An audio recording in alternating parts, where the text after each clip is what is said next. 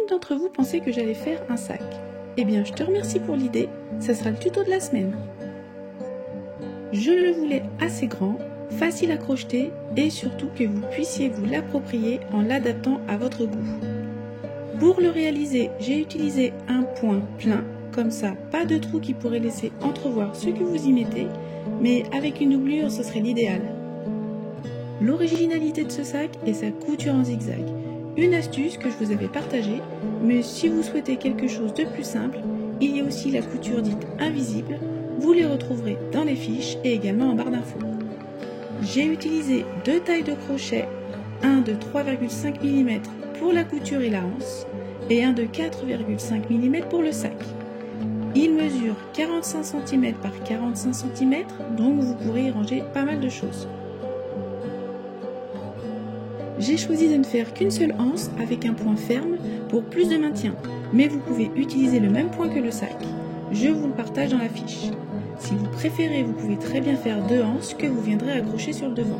Je vous glisserai des images pour vous donner des idées. Comme je vous l'ai dit, c'est un sac que vous pourrez adapter comme vous le voulez.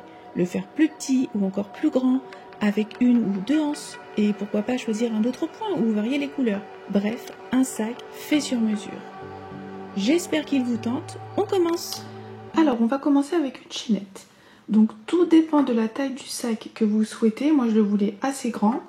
Il vous faudra un nombre de mailles impair. Donc là, moi, j'en ai 83 et je vais venir en rajouter une. Donc, pour le premier rang, je commence dans la deuxième maille à partir du crochet. Et là, je vais venir faire une demi-bride dans chaque maille.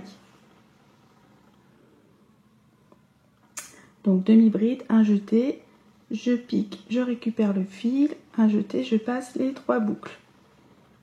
Et donc, je vais faire ça jusqu'au bout de ma chaînette.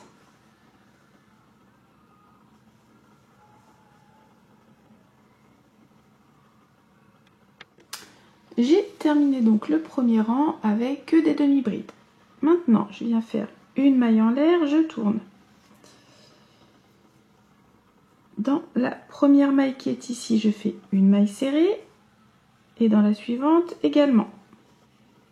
2 mailles serrées. Ensuite, une maille en l'air, je viens sauter la maille qui est ici, dans la maille suivante, une maille serrée. Et je répète, une maille en l'air, je saute la maille suivante, celle d'à côté, une maille serrée. Et ainsi de suite, une maille en l'air, on saute, maille serrée, une maille en l'air, on saute. Je vais continuer comme ça jusqu'au bout. On saute, maille serrée. Maille en l'air, on saute, maille serrée. Ainsi de suite.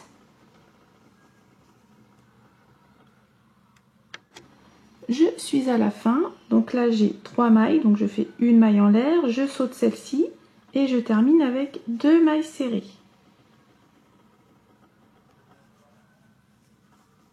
Une maille en l'air, je tourne. Donc c'est ce point-là qu'il va falloir répéter. Donc 2 mailles serrées, une ici et une là. Là, j'ai l'espace de la maille en l'air. Je vais venir faire la maille serrée dans cet espace. Une maille en l'air. Je saute cette maille-ci. Et là, on va venir faire des mailles serrées dans les espaces de la maille en l'air du rang précédent. On n'oublie pas maille en l'air. Donc, je viens ici. Maille serrée, maille en l'air. On saute cette maille. On vient dans l'espace. Maille en l'air. Ainsi de suite. La maille serrée qui est là. L'espace suivant. Et je fais ma maille serrée. Et on n'oublie pas la maille en l'air à chaque fois. Et je vais continuer comme ceci jusqu'au bout. Je saute, maille serrée dans l'espace, une maille en l'air. C'est hyper facile. Vous allez voir, ça va faire un joli point. On saute, on n'oublie pas maille en l'air, espace. Je vous laisse continuer.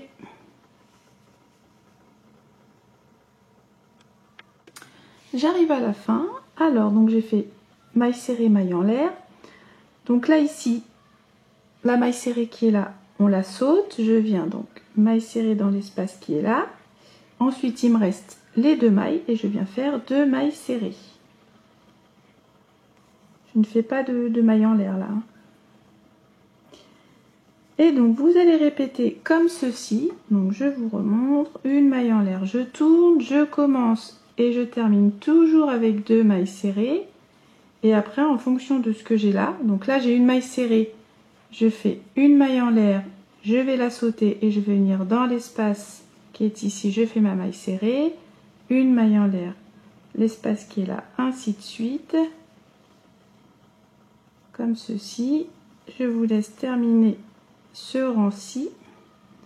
On saute, espace maille en l'air. J'espère que vous avez compris, vous voyez, c'est hyper facile. Je vous laisse continuer.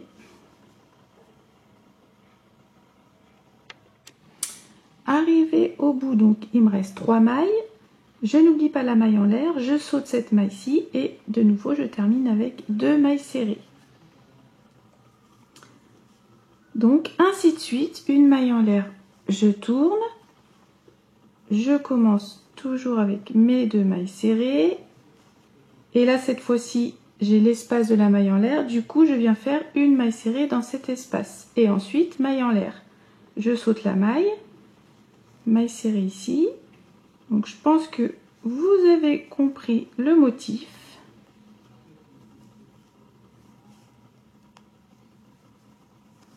Donc vous allez continuer comme ceci.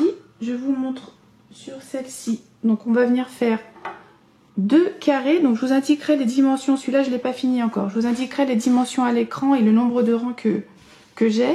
Mais déjà on voit le motif. Est-ce qu'on va bien le voir à la caméra? Je pense que oui, on voit comme ceci l'alternance des mailles serrées. Je trouve ça plutôt joli. C'est un point plein. Comme ça pour un sac c'est quand même bien pratique.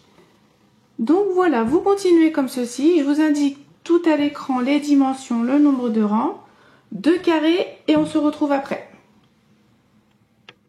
Voilà, j'ai terminé mon carré. Alors, il fait 45 cm sur 45 cm. J'ai fait en tout 90 rangs de motifs. Je ne compte pas les demi-brides ici. Maintenant, ce que je vais venir faire, je vais venir faire des mailles serrées tout autour comme ceci sur le côté, en bas et de l'autre côté. Comme ça, après, quand je vais venir joindre les 2 parties, ça sera plus facile pour coudre puisque j'aurai des vraies mailles. Donc, une fois votre dernier rang terminé, vous ne coupez pas le fil. Et je vais tout de suite enchaîner des mailles serrées. Et je vais me repérer au rang. Donc le premier, il est ici. Donc là, on n'a pas de vraie maille, on pique sur le côté. Mais on voit bien les rangs. Un ici, un là. Et donc je vais piquer dans les petits espaces qui sont ici. Donc c'est pas compliqué. Du coup j'ai fait 90 rangs. Je vais faire 90 mailles serrées. Comme ceci.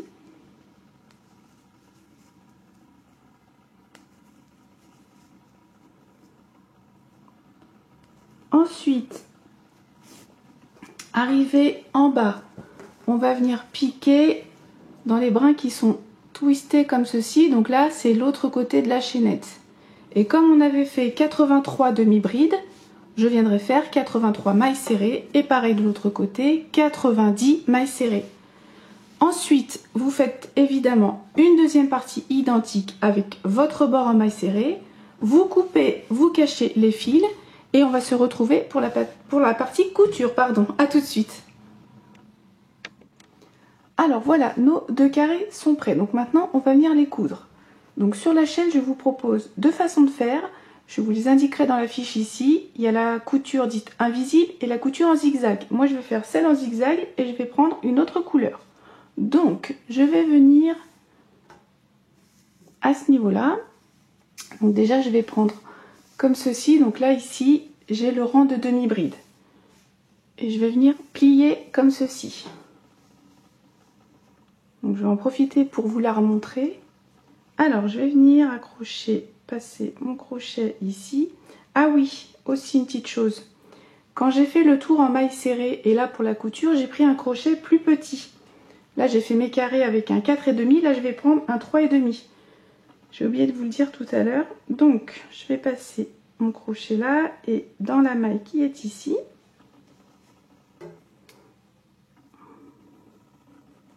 comme ceci. Et je vais venir faire une maille en l'air pour tenir.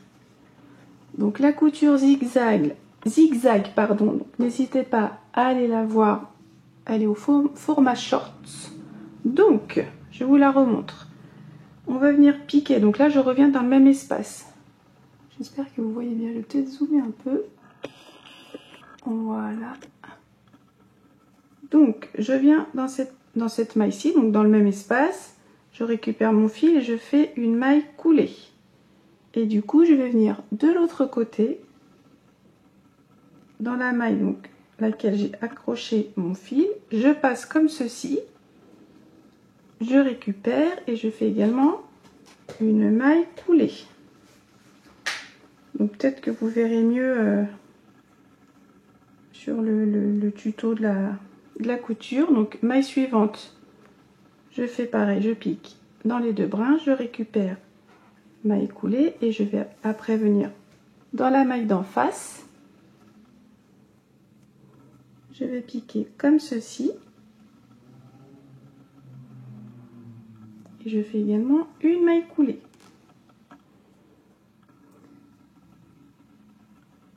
Je vous remontre. Maille suivante, je pique, je récupère maille coulée. Maille en face qui est là. Je pique, je récupère et je fais une maille coulée. Donc comme je vous l'ai dit, vous avez aussi la couture invisible qui peut être chouette. Après, à vous de voir si vous avez une autre technique. Donc je vais faire ça tout autour.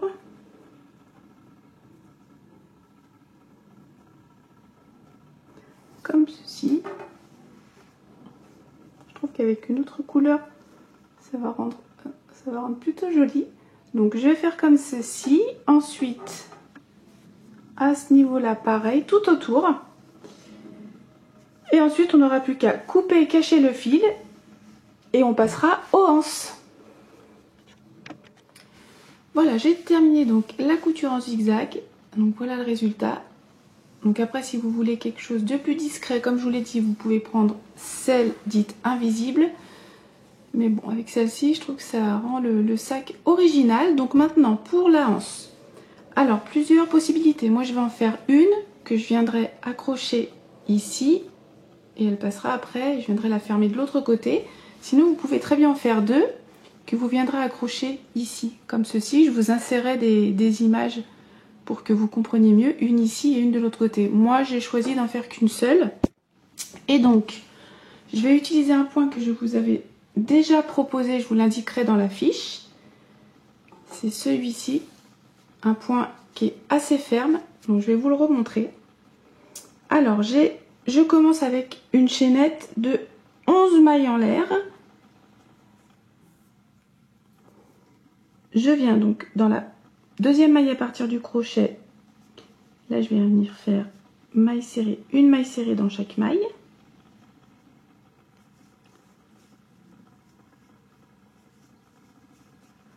Donc après, vous pouvez faire une chaînette plus grande ou plus petite, tout dépend de la largeur que vous souhaitez. Une maille serrée dans chaque maille. Une maille en l'air, je tourne. Ensuite, là, je vais venir faire une maille serrée en piquant dans le brin arrière. Brin avant, brin arrière.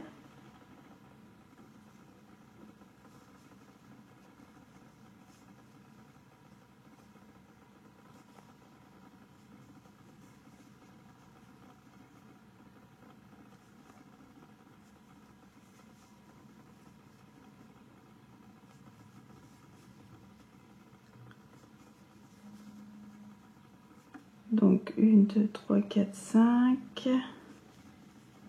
6, 7, 8, 9 et 10. Et donc ensuite on va commencer le point, donc une maille en l'air. Là de nouveau on va venir donc piquer dans le brin arrière et également dans le brin qu'on a laissé au rang précédent. comme ceci. Et là, je fais une maille serrée. Donc, je vous l'ai dit, je vous réindique le point là dans la fiche. Vous pouvez aller voir, peut-être que vous verrez mieux. Là, je vous le remontre un peu vite fait. Brin arrière et je repique dans le brin que j'ai laissé au rang précédent. Comme ceci. Je vous remontre, brin arrière et le brin qu'on a laissé tout à l'heure. Et donc ça va donner après ça, donc une anse assez ferme. Et donc je vous indiquerai à l'écran la taille que j'ai choisie. Et après je viendrai l'accrocher et on aura terminé. Voilà, j'ai terminé ma anse. Donc là, j'ai fait à peu près 57 cm.